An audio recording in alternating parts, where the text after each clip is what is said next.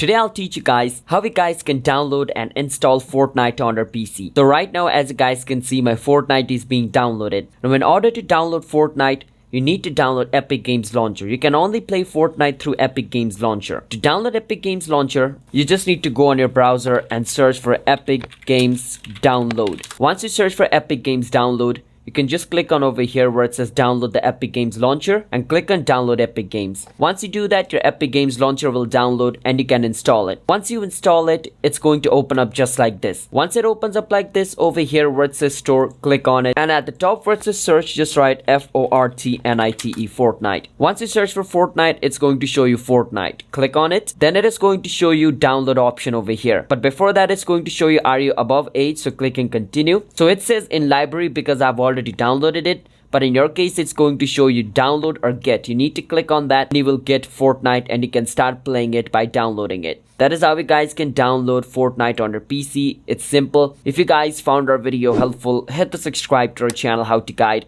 I'll see you guys next time.